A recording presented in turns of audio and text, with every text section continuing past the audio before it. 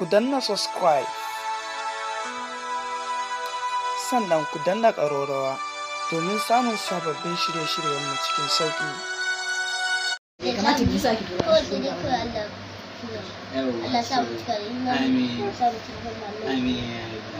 To akwai masoya manzo Allah sallallahu alaihi wasallam daga Kano, akwai kuma wanda suke Makka. To duk da kai ba su sakon gaisuwa Riyadh, Jidda. to daga Riyadh, daga Jidda, daga Madina, manzo Allah sallallahu alaihi wasallam akwai masoya da suke son su ganka saboda sanin da suka ga kana yi wa annabi.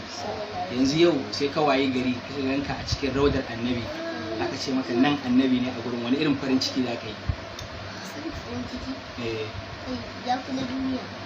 Kai farin cikin da zan yi. Kai sai ina ihu.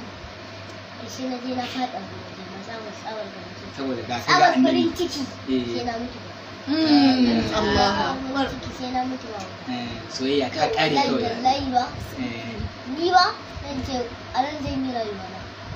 to a yanzu tambayar da zan ma shine, yanzu a misali sai wani ya ce zai kai ka Makka, zai kai ka Saudiya, ka je ka ziyarci annabi sallallahu alaihi wasallam, wani irin fata da addu'a za ka yi mishi wanda suke burin su ga sun cika maka wannan burin naka na ziyarar annabi? Addu'an da zan mai tukun shi ne in ce mai Allah sa ya cika da imani. Allah sa annabi Muhammad kullum yana zuwa mai a La lokacin. ilaha illallah. Kullum annabi Muhammad yana zuwa mai. Yana kallon annabi. Yana yin hidima da annabi kullum. Yana kallon annabi yana Allah yana mai sutura, Allah yana ce mai Allah azurta shi, Allah ba shi gwalagwalai wanda ba sai iya, wanda kuɗin masu ya ishe shi. Wanda ya yi sanadiyar ka zuwa gaban annabi, kai wa wannan fatan Allah ba shi wannan gwalagwalai da duk wannan abubuwa. Assalamu alaikum.